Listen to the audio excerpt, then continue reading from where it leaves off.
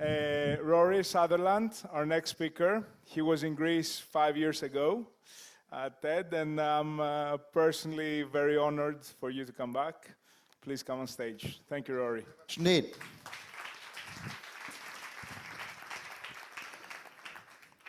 One of the things that worries me, I suppose I could have called this talk,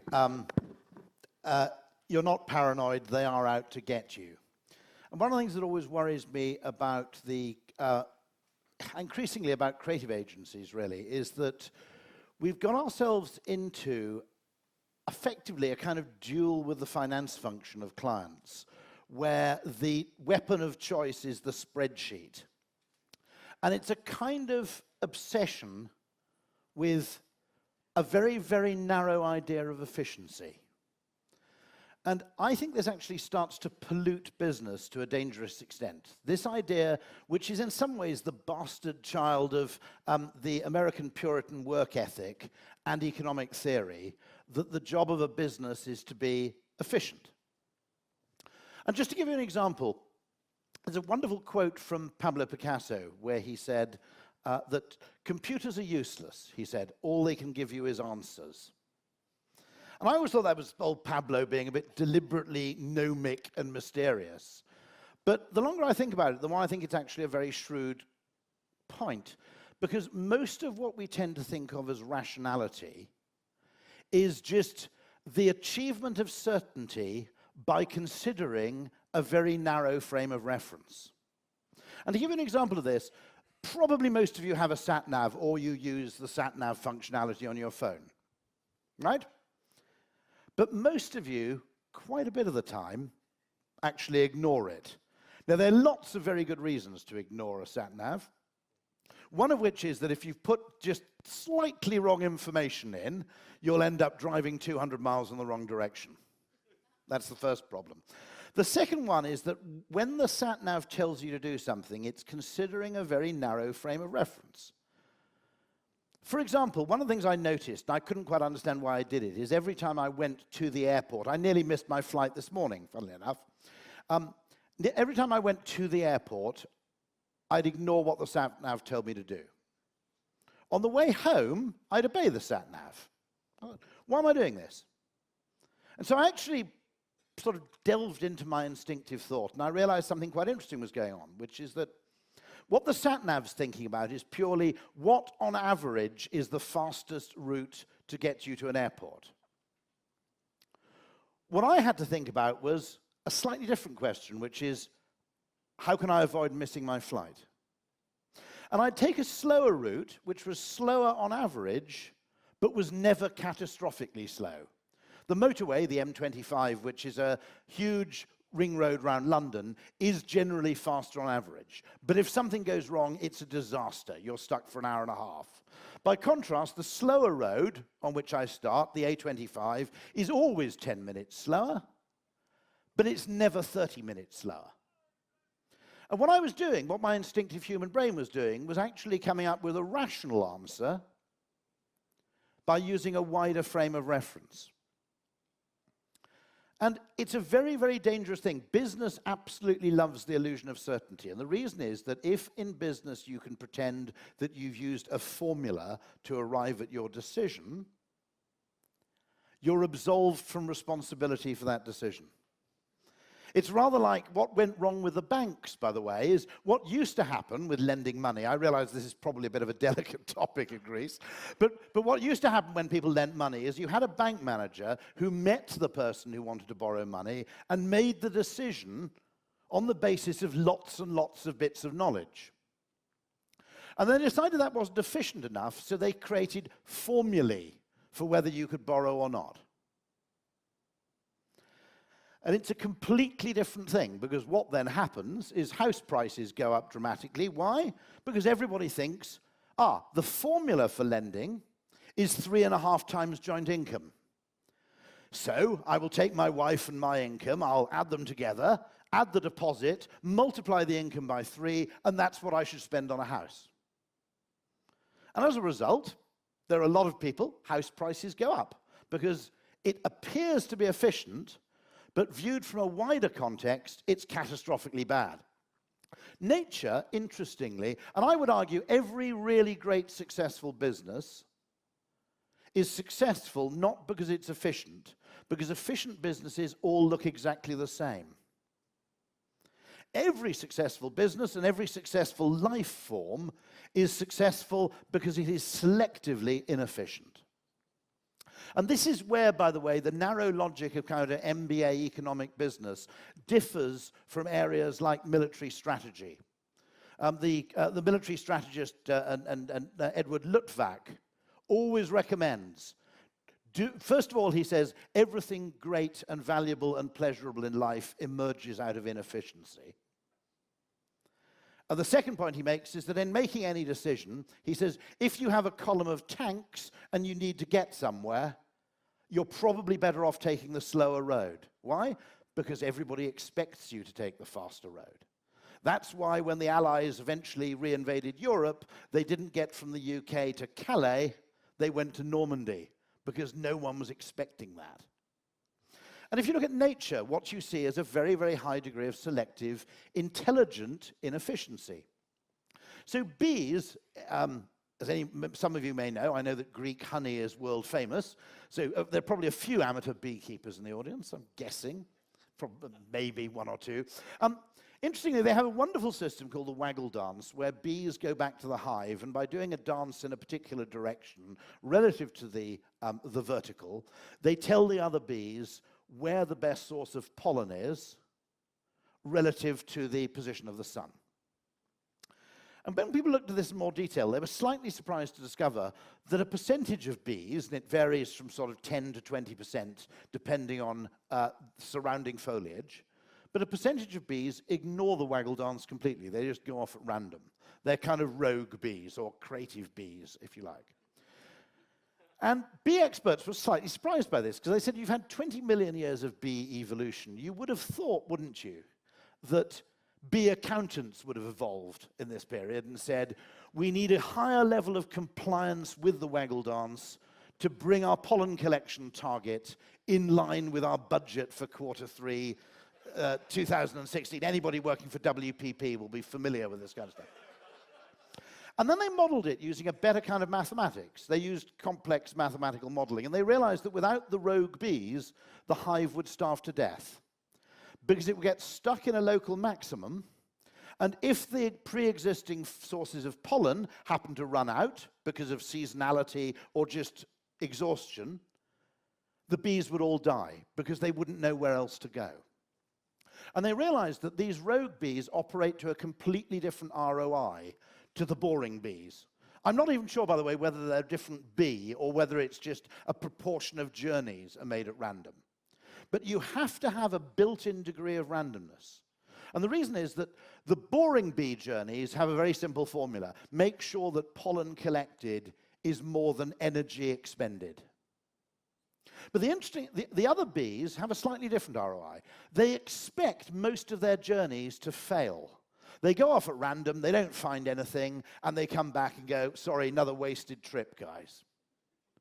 But one time in 100, or one time in 1,000, or one time in 10,000, they hit real gold dust. Actually, when you think about it, they're entrepreneur bees in many ways. They hit on something where they go, shit, have you seen the pollen over here? Or, well, that plant that was just sitting there being boringly green for the last 6 months, it's now suddenly got tons of pollen on it. And you need those bees, first of all, to protect the hive from becoming fragilely dependent on one source of pollen, and you also need them for the whole collective to be lucky.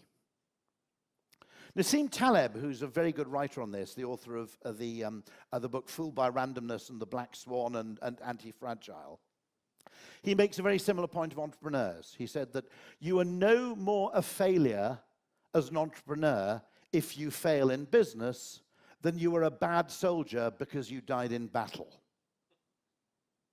You need a different frame of reference for creative activity. And having worked in advertising now for 25 years, I've effectively realized that the value of an advertising agency or a design agency or any of those organizations or a marketing department, The real value is not that it produces advertising or produces communications or anything like that. It's a space where you can make stupid suggestions and still get promoted.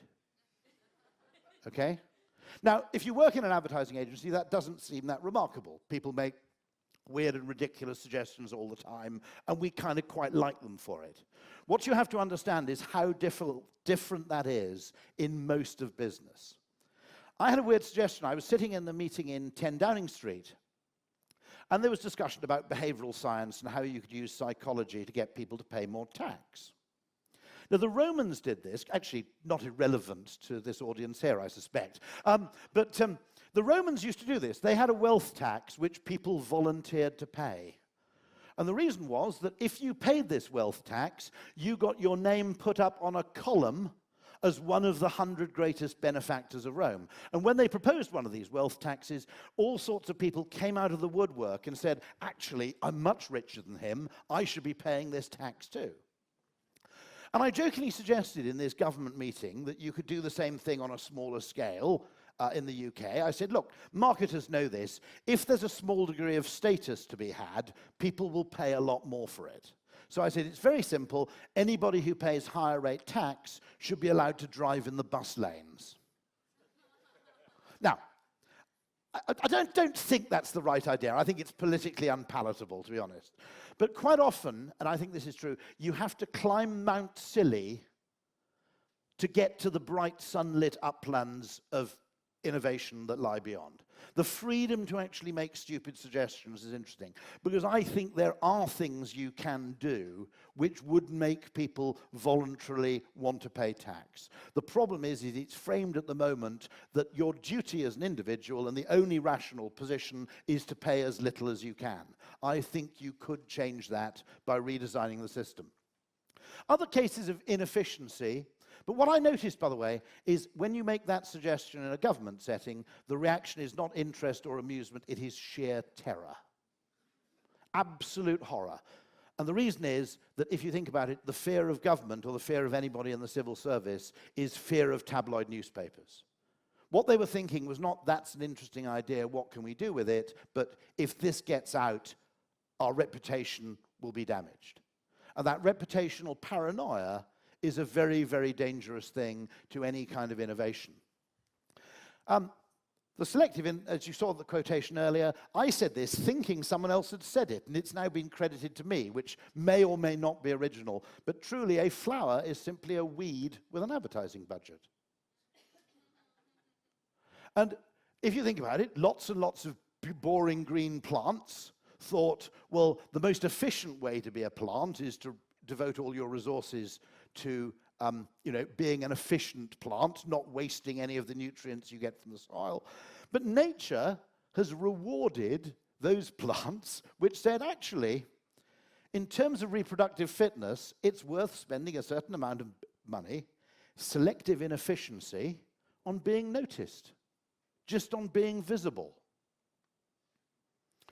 Now, by the way, tree trunks are inefficient. Do you know this? That actually it's the competition of a plant to get more sunlight by growing higher than other plants.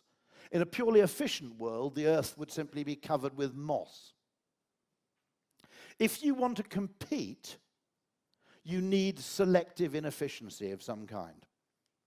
Now, logic also is a very, very dangerous, I shouldn't have given that away. Logic is a very, very dangerous thing to use because it gets you nowhere new. Conventional narrow logic, which is something that no one will question, it will never get you fired.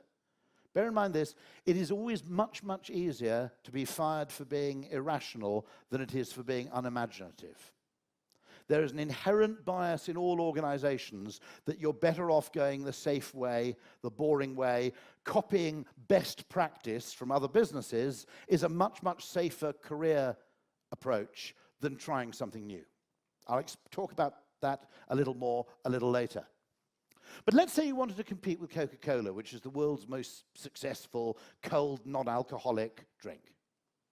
And you went to a lot of logical people, they would say it's very, very easy to compete with Coca-Cola. You have to produce a drink that tastes nicer, it costs less, and it comes in a really big can, so people get great value for money. In fact, over 140 years or so, the most successful attempt to compete with Coca-Cola is this. It costs a fortune, it comes in a tiny can, and it tastes disgusting. Now, why that is interesting. But the simple fact is, and this is the great argument against communism, no collective committee group of people would ever have come up with that drink. No comrades. What the Union of Soviet Socialist Republics really, really needs is an expensive drink in small quantities that tastes pretty vile. Okay? No conventionally logical person would come up with it. This is why that Austrian Hayekian view of business, that it's actually a form of evolution, it's simply experimentation and selection, is a much better defense of capitalism than the idea that it's efficient. R.A. Fisher described evolution as a mechanism for coming up with the highly improbable. And that's exactly what business is at its best. It comes up with solutions and things that no conventional form of thinking would ever lead to. And so, just one theory about that. Why is Red Bull so popular? Well, there are a few people who think they know about this. And the argument is, if you want to believe something actually has medicinal or psychotropic effects, it can't taste that nice. If you think about it, Nurofen, if you ever bite into it, tastes absolutely appalling. Wheatgrass, most of those health foods taste rubbish. And the brain has some sort of internal logic of its own which goes, well, it doesn't taste very nice, so it must be doing me some good. If you want to believe that something changes your mental patterns, actually some sort of trade-off there has to work. And we know this, funnily enough, a client of ours, S.C. Johnson, they discovered that you can produce a fly-killing spray that smells of lavender. Kills flies, smells gorgeous. And you can produce it, but you can't sell it. Because to the human brain, it just doesn't make sense. If the thing is going to kill flies, it's got to smell a bit unpleasant to me. Okay? Because if it smells a bit nasty to me and I'm huge, that must be a real bastard to a fly. Now, understanding evolved psychology and how it differs from conventional rationality is a really, really good exercise for anybody creatively because it will allow you to defend your best ideas. This is something from a neuroscientist now based in New York called David Rock. Here are 5 things which economists don't understand, which humans really, really care about. Relative status. Very interesting, by the way, that point about responsible drinking. Men tend to ridiculously think that what makes them impressive to other men is also impressive to the opposite sex. So getting really, really drunk is impressive to your bloke friends, okay? Now, similarly, do you have Nando's here?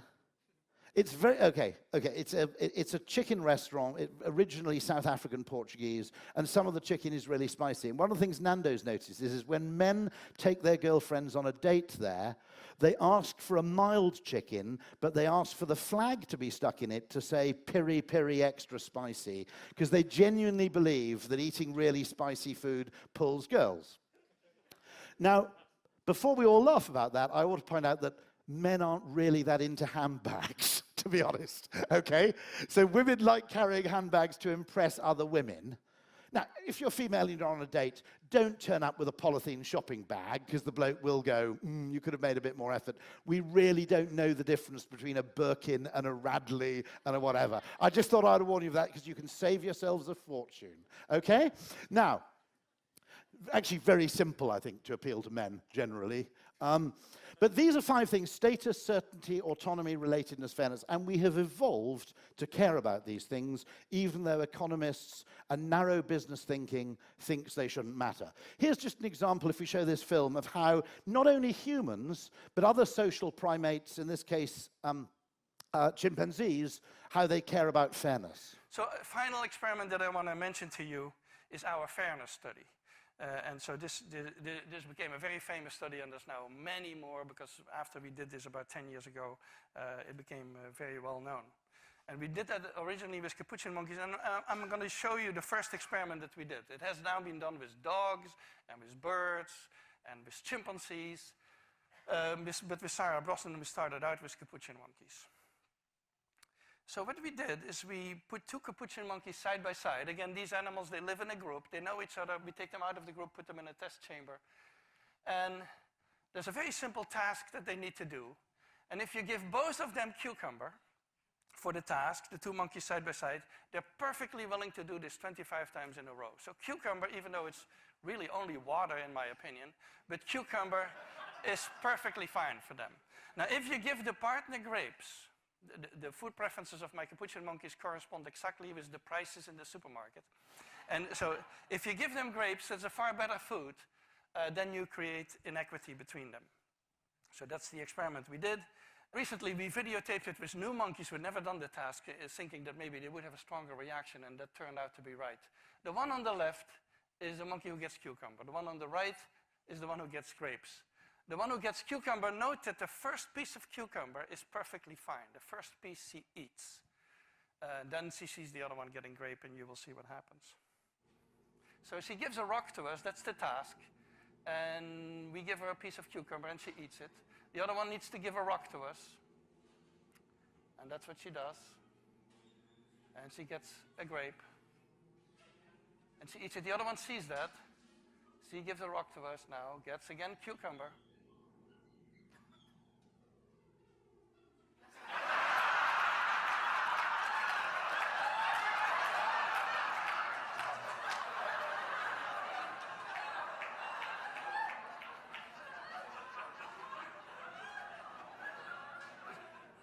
She tests the rock now against the wall. She needs to give it to us. And she gets cucumber again.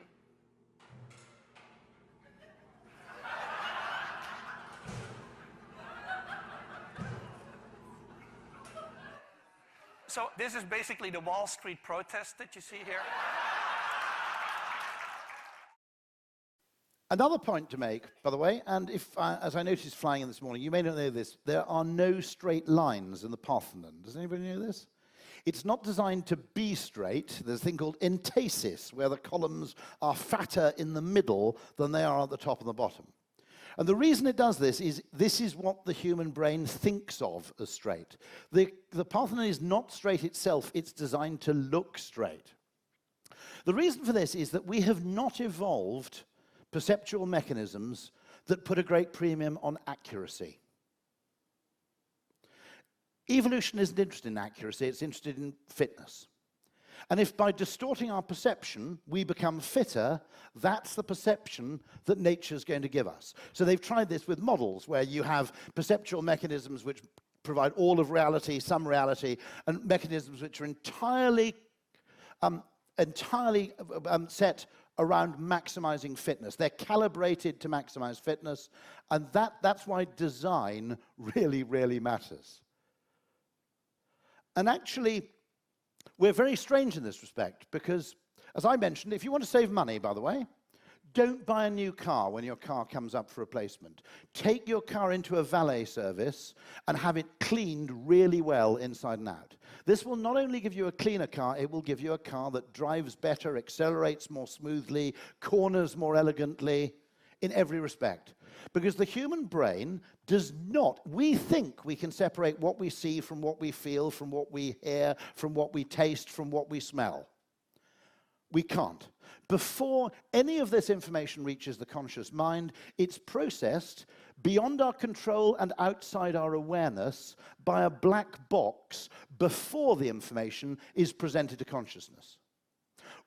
Painkillers are more effective if they're branded. They're more effective if you tell people they're expensive. That's not reported pain relief, it's measured pain relief. Wine tastes better if you pour it from a heavier bottle. Okay? The idea that products should be made generic is an absolute nonsense, because the brand is contributing a very, very large amount of the subjective value. And just to prove this point, I can show it with what is one of the most elegant experiments I think I've ever seen in the field of psychology, which is if we just click that film, watch this. It's a bit like error correction in IT. That's strange. I seem to be seeing far, but I'm hearing bar. The black box doesn't tell you that it's performing this operation. It simply goes, it's more likely that I've misheard than I've misseen, so I'm going to overwrite that B with an F. And the brain does that with practically everything. It forms both from your past experience and from a certain amount of the information that it's taking in, a cohesive view of the world upon which you can act in a way that will maximize your fitness. And it's a completely naive view of evolution, the idea that, this is what Robert Trivers says in this wonderful book on self-deception, the idea that evolution gave us eyes that are like light meters and ears that are like recording equipment. For one thing, in fitness terms, detecting contrast is much more important than detecting absolute values. And so the brain works through contrast. And this works with price. How many of you here have an espresso machine? Few of you, I imagine. You're all marketers. I have one. I love it like a child. So there's no embarrassment to admitting to this. But it is insanely expensive. So for each of these things, you have to pay about 29 pence. It's about sort of 30 cents, 35 cents in your funny money. Sorry, I shouldn't have said that. Anyway.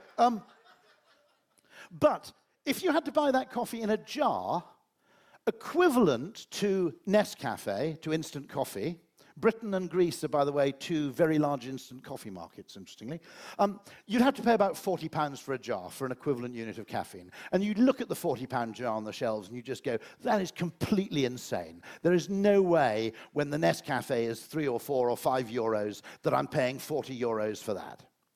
But this doesn't come in a jar. It comes in a single pod.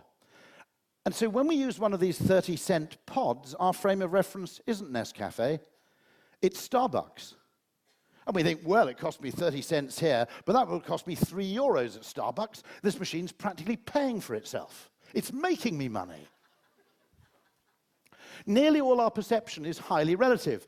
By the way, Rolls-Royce and Lamborghini stopped exhibiting their, Maserati actually, Rolls-Royce and Maserati stopped exhibiting their cars so heavily at car shows and started exhibiting them at yacht and aircraft shows.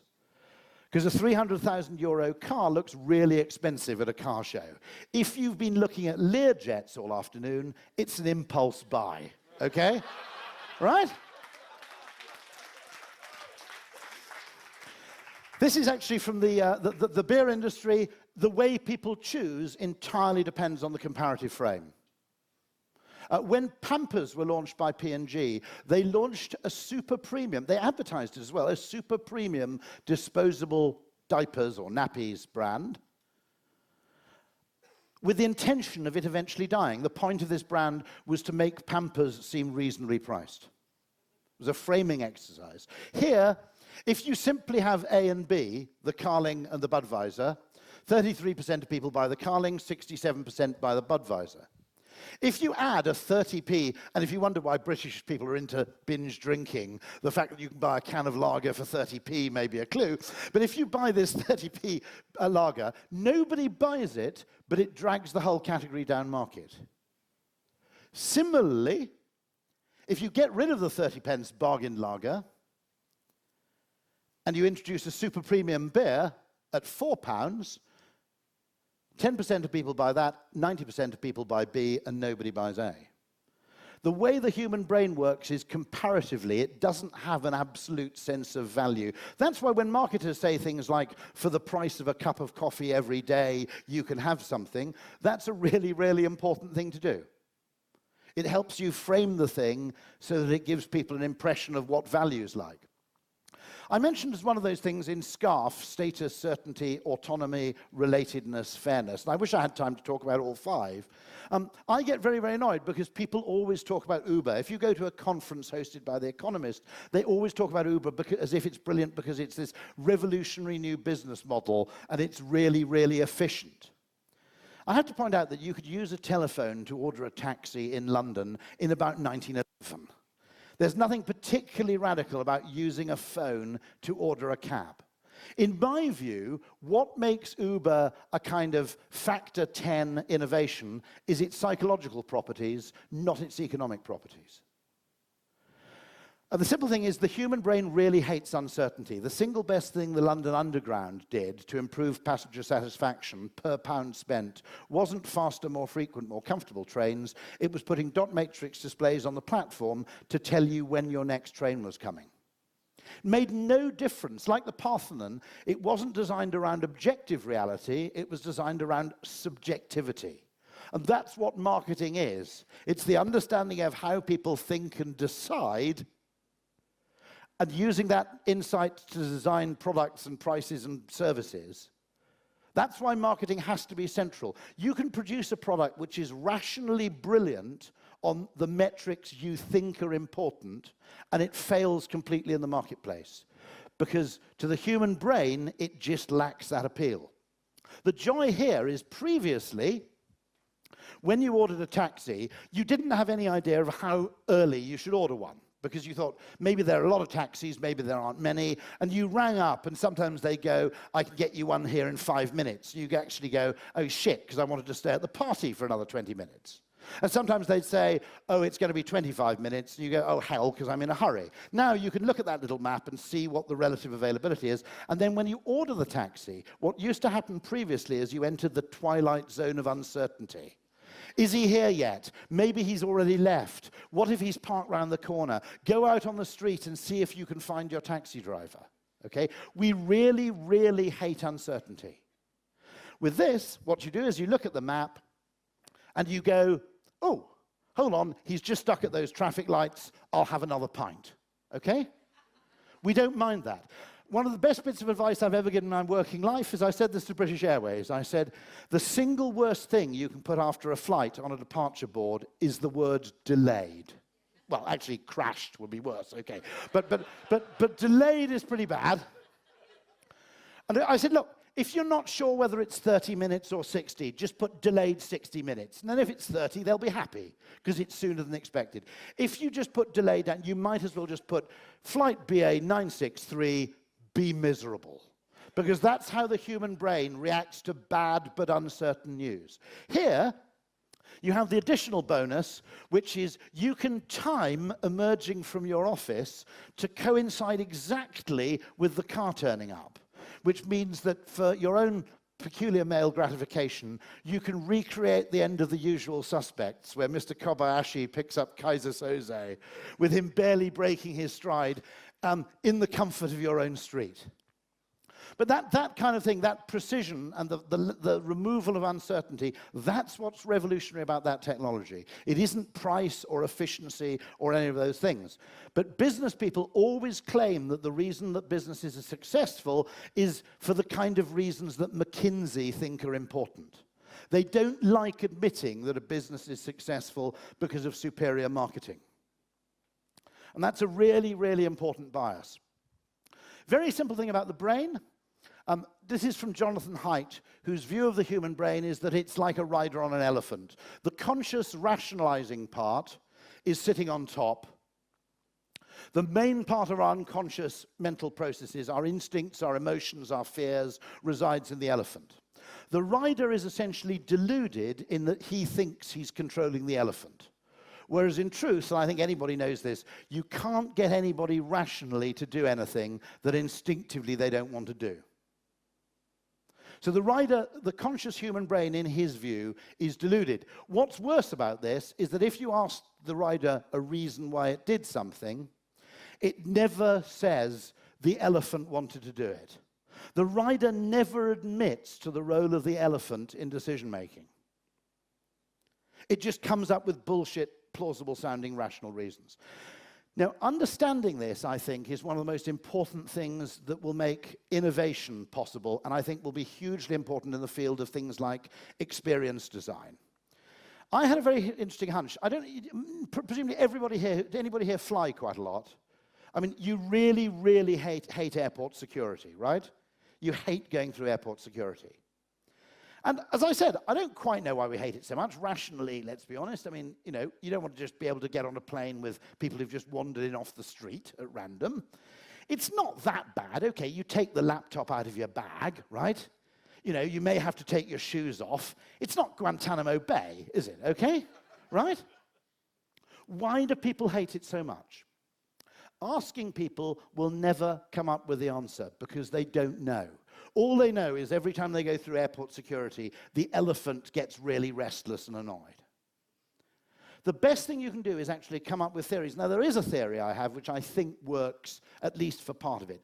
McDonald's and KFC noticed a very strange thing, that people who've been standing in a queue for 5 or 6 minutes with nothing to do but stare at the menu, when they get to the front of the queue and the person says, "What will you have?" they mess it up completely. They go, blah, blah, blah, blah, "Oh, I don't know, whatever." And they've always wondered why it is. And the theory, which I think applies to both, is actually stage fright. The elephant does not like being at the front of a queue, feeling it's being watched by lots of other people. Anybody who's ever been through airport security where there's nobody behind you knows it's a totally chilled, relaxing experience. But deep down instinctively, what we're thinking is the 20 people behind us are all staring at us, and they're all thinking, "Dickhead's forgotten to take his belt off. What a dork," right? And our fear is exactly the same fear as that of giving a best man speech, right? It's the fear of visibly cocking up. Now, you can remove that fear if you just put a curtain there. That might be one solution. Or, as some airports do, you split the queue into 6, so there are 6 people putting something in a tray simultaneously, and none of them feels like if they cock up, they're holding up the whole queue. So I generally think that understanding this model of how the human brain effectively has 2 parts, the talkative part, the part we talk to in market research, being the most delusional, will be the source of an awful lot of improvement in experience. David Ogilvy put it very well. He said the trouble with market research is that people don't think what they feel, they don't say what they think, and they don't do what they say. You know, the human brain is not a monolithic thing which is perfectly connected from bottom to top. The parts of the brain that often produce our emotions are opaque to introspection. It's very common, by the way, if you go on TripAdvisor, you will quite often see really bad restaurant reviews. And the person's obviously hated the restaurant. And suspiciously often, those reviews start with a sentence, "We had booked a table for my mother-in-law's birthday." And the reason is the guy really didn't want to go out to dinner, okay? He wanted to stay at home with a few cans of beer watching Champions League.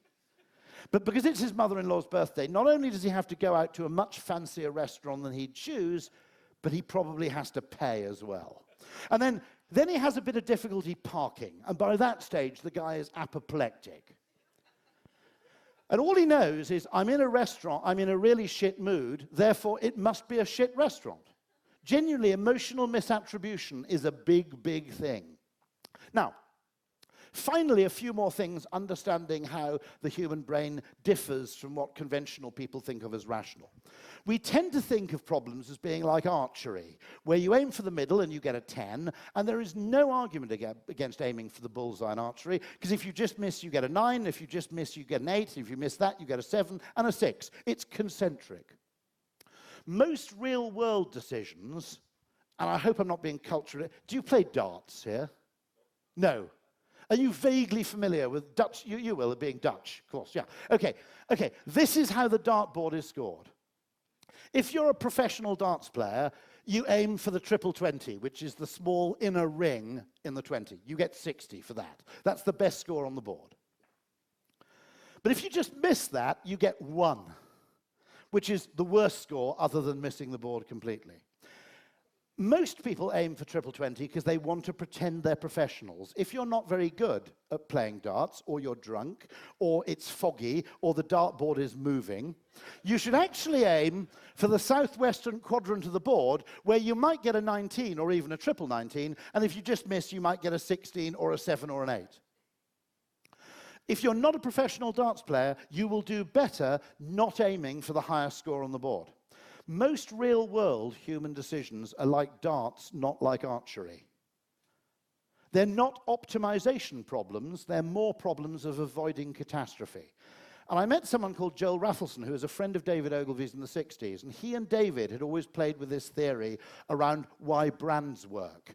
We don't buy brands because we think they're better, we buy them because we're more confident they're good.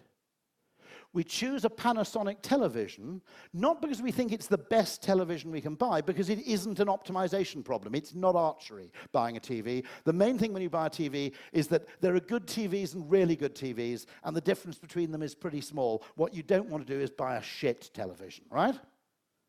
And in the same way, we choose a brand because it's the southwestern quadrant of the board. It may not be the best thing we can buy. It's unlikely to be terrible. If you've spent billions building up a beer brand or a television brand over many decades, you have much more to lose from selling a bad product than someone with no reputation to protect, with no skin in the game. And consumers instinctively understand that a reputation, a brand reputation, is a reliable predictor of non-shitness. In some respects, McDonald's is the best restaurant in the world. Not because it's very, very good, but because it's very, very good at not being terrible. So say what you like, your kids always eat it, you're never ripped off, and you never get ill, okay? I've been ill eating at Michelin-starred restaurants much more frequently than I have eating at McDonald's. It's not the fact that it's good, the average is pretty low, but the variance is also pretty low. It's never that bad. And instinctively, evolution has given us a brain that looks for the avoidance of the terrible before it cares about the attainment of the perfect. And an evolutionary psychologist and biologist explained it to me. It's very simple. There are far more ways of dying than there are of surviving. And if you look at how if you look at how you calibrate the mind of a cat, if you watch this, there's a cucumber down there, outside its field of view, and... Can we watch that one more time? Because it's really funny, okay? Right, watch this. One more time? Go on, just to the beginning. Oh, back one. Go on, we've got to see this. There we are.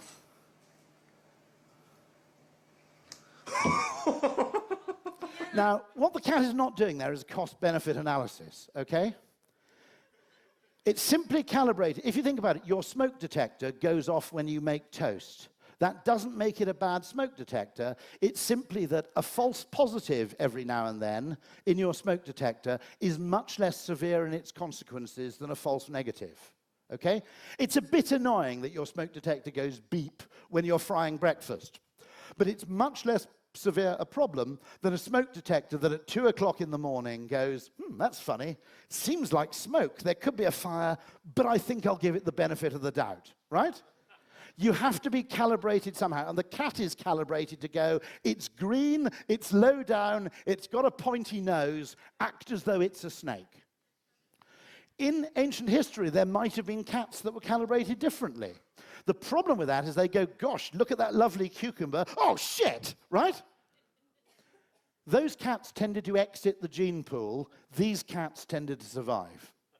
The fear of catastrophe is more important than the attainment of perfection. And lots of human behaviors arrive from this. Habit. I've done it a lot before. I'm still alive, so I'll do it again. Including superstition, actually. You know, if you think about it, I like eating food that tastes exactly like food I've eaten before, because I'm still alive to wonder about eating it, which must mean that last time it was okay. Social copying. If you were stuck on a hillside in heavy fog, if you stumbled on a path, you don't even know where the path goes. You don't know which direction to take the path in. You'll still instinctively follow the path. You'll copy other people. Why? Because for all the faults of that path, it's not going to lead straight over a cliff. Okay? So a lot of behavior that economists and other people say that's irrational have been baked into us for very, very sound evolutionary reasons. Doing what lots of other people do is a good non-catastrophic strategy. If you think about it, the people who walked down here and formed that path, some of them had better visibility than you do. Once you understand that the avoidance of disaster is often what marketing is about, not the attainment of perfection, a lot of what advertising and marketing does that seems irrational suddenly makes perfect sense. Now, this is why, however, it's very difficult to sell creative work. And we used to call this the London City Airport problem. British Airways ran flights from London City Airport to New York. London City Airport is a small airport very, very close to the city and the financial district of London, and yet the planes were half full. We couldn't understand this because probably half the people flying across the Atlantic would have found that airport more convenient than Heathrow. Our surmise was that in an organization, this is where business and institutional decision-making differs from individual consumer decision-making. In an organization, the weight of risk and reward is very, very different. Now think about this. Okay, London City is the eccentric creative solution. London Heathrow is the boring default solution. If you book your boss out of London City and he has a good experience, you might get a little pat on the back. You won't get flowers, but you go, yeah, it was a good idea. London City, yeah, it was really good. Okay? What happens in the worst case scenario if something goes wrong? Well, if you book your boss out of London Heathrow and the flight's delayed, he'll blame British Airways. If you make an eccentric decision and you book your boss out of London City and the flight's delayed, he might blame you. You can't ring up your PA from London Heathrow and go, what the hell were you thinking, booking me on a flight from the world's second busiest international airport? Are you some sort of lunatic, right? It's the default solution. Everybody does it. London City, on the other hand, is a better solution, but in reputational terms, it's very, very risky if anything goes wrong. Even when there are penalty shootouts to decide a World Cup semi-final, this thing, which Gerd Gigerenzer calls defensive decision-making, comes into operation. You would be better off, not everybody, obviously, but one or two of the players should kick the ball straight down the middle. And the goalkeeper will dive either side. Why don't they do it? Because if you kick the ball left and the goalkeeper goes left, okay, you're more likely to succeed, but you look much stupider if you fail. If the ball goes left and the goalkeeper happens to go left, you're unlucky. Kick the ball right and the goalkeeper goes right, you're unlucky. Kick the ball down the middle, you're more likely to score, but if the goalkeeper happens to stay in the middle, you look like a complete idiot. Similarly, the goalkeeper doesn't like standing in the middle precisely for the same reason, which is if he dives the wrong way, he's unlucky. If he stands in the middle, he's useless. This is why selling bold creative ideas to a large organization is so difficult. Because the more eccentric the idea is, the more likely you are to get blamed for it if it goes wrong. It's nothing to do with the probabilistic chance that the idea will work. It's to do with the worst case scenario. We've evolved to think of what if the worst happens. And that bias against creative ideas, that's why entrepreneurs are necessary, because they don't care what anybody else thinks. They just do their own thing. That's why you have that brilliant 1%, by the way. What you've done fantastically there is you've said this 1% and this 20%, they're different from the other 80. That's the solution. If, with this, tell your PA, I want you to come up with 3 ways of getting to New York, and I want one of them to be eccentric. And if I choose the eccentric one, that's my choice, so you won't get blamed. Similarly, what you're saying in Heineken is you're saying this 20% needs to be looked at differently in terms of ROI and payback to the other 80. And it's a brilliant, brilliant way to think, because it protects you against that kind of defensive decision-making where someone says, but that thing you did with a bar, it failed. And you answer yes, because it operates in that sphere of activity where quite a lot of the things we do are supposed to fail. If something you do in the 80% goes badly wrong, that's a different matter. So, I'll skip this just for reasons of time, and skip this. Just end on one thing. Nearly everything that we like is kind of inefficient. Kano theory, if anybody's familiar with it, is a Japanese expert who simply said that what people like and dislike about products and services can be surprisingly tangential to the core function of a product or service. Anybody here old enough to remember buying a cassette deck or a DVD player 20 years ago, right? Now, what you should have done is read a review of the sound quality of the device and its value for money and bought it on that. You didn't, did you? You pressed eject. And if the thing opened with a really elegant whirring motion and a hint of hydraulics, you said, that is a brilliant product, I'm going to buy that. On the other hand, however good the sound reproduction was, if you pressed eject and it just went clack, that was manifestly rubbish and you weren't going to give it any house room. Quite often we have proxies for things that helps us decide whether they're good.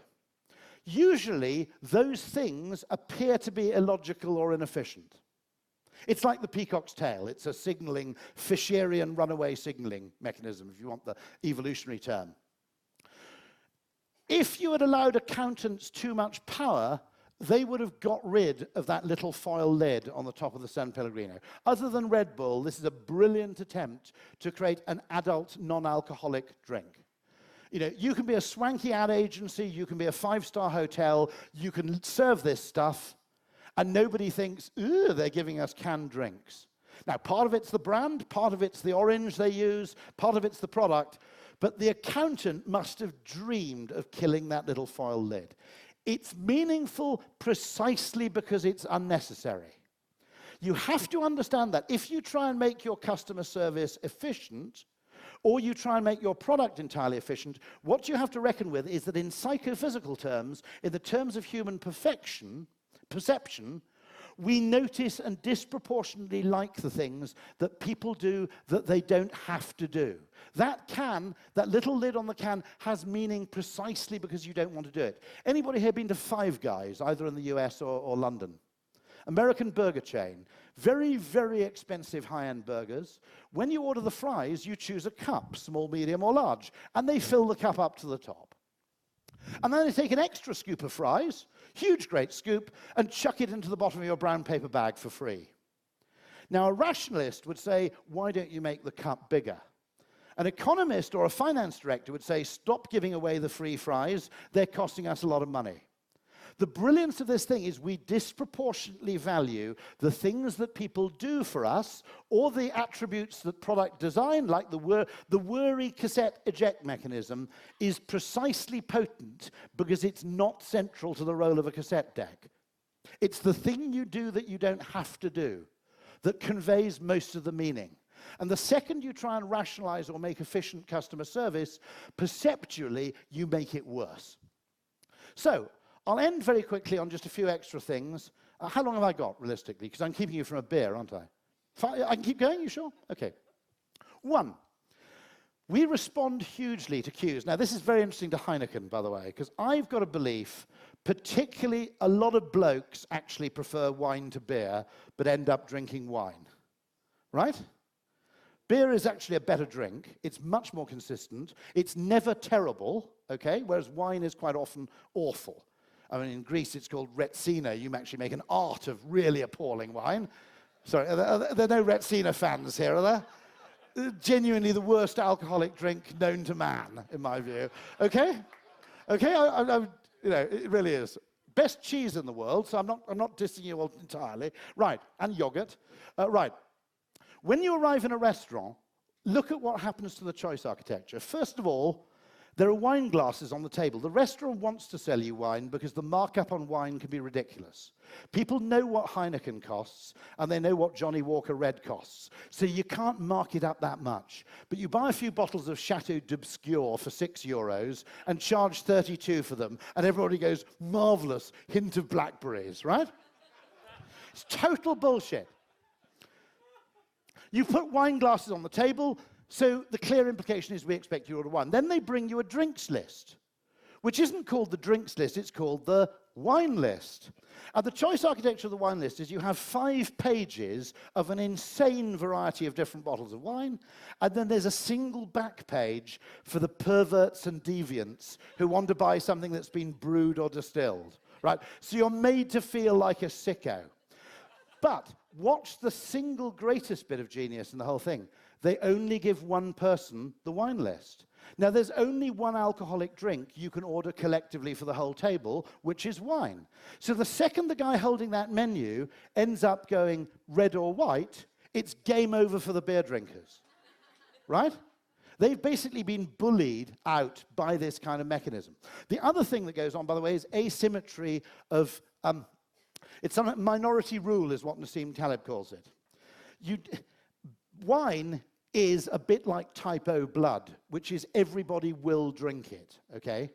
The problem with beer is that 20% of women don't like beer. So if you're having a party for a whole group of people and you only want to have one set of glassware, you don't go with what net preference is, you go with the preference of the most obstinate, intransigent group, which is the 20% of women who don't drink beer. And everybody ends up, just as hospitals always demand type O negative blood, because you can give it to everybody ends up demanding wine because you can serve it to everybody. It's not necessarily what people want. So understanding the kind of complex system dynamics of what's going on gives a really, really interesting insight into some market categories. This, on the contrary, by the way, is the most beautiful example of a menu choice I've seen. It's a restaurant in Lisbon. I went there by chance. And you choose your meal, first course, main course, pudding, suggested wine, from 5 color-coded menus. But you can substitute anything you want. Why would you design a menu like that vertically instead of the standard a la carte, which is, you know, Americans call entrees the main course for some wacko reason, just ignorance, I think. But, you know, entree, i.e. first course, main course, pudding, wine. Here, this is a beautiful example of a nudge, because you have just as much freedom to choose as you do with a conventional menu. But there's an additional layer of information. These are the dishes which the chef thinks will go together well. Now, apparently, chefs get very upset about this. They say, we know what follows what, and what dish works with what other dish. Nobody goes to a concert and says, I want the first movement of Beethoven's Third Symphony and then the second movement of Mendelssohn's Sixth. They kind of go, Mendelssohn, he's a composer, he knows his shit, right? But with food, they just go, I'm going to have that, and I'm going to have that. And this apparently drives chefs practically crazy. By the way, actually, on that wine thing, pizza is probably popular for the same reason. It's not that we love it, it's that nobody hates it. Pizza is the type O negative of eating out, when you think about it. Because you'll never get anyone going, ooh, I don't want pizza. So everybody, when you've got a group of 8, everybody basically ends up at a pizzeria. This is a beautiful thing because it makes it easier to choose. It contains advice without containing a constraint. In a perfect world where designers had more power, all restaurant menus would look like that. So that's me. There's a reading list. There are 2 Twitter feeds. What I genuinely think is that understanding evolutionary psychology and behavioral science is valuable to creative people in 2 ways. It will help them look for and find more good ideas, but equally important, it will help them defend the ideas once they have them. It isn't irrationality, it's actually just what you might call wide context intelligence or wisdom. Humans haven't evolved to be rational, they've evolved to survive. And therefore, the kind of mental mechanisms they like are those which are time-tested and take a lot of information into account. Rationality generally achieves the illusion of certainty simply by considering a very narrow frame of reference. It's not better, but in business it's very, very seductive, because the thing everybody wants in business is the appearance of being decisive. The very fact that creative organizations go around literally making silly suggestions and being in an atmosphere where you can get promoted for being slightly silly, that's the principal value of a creative organization. Thank you very much indeed. Whoa.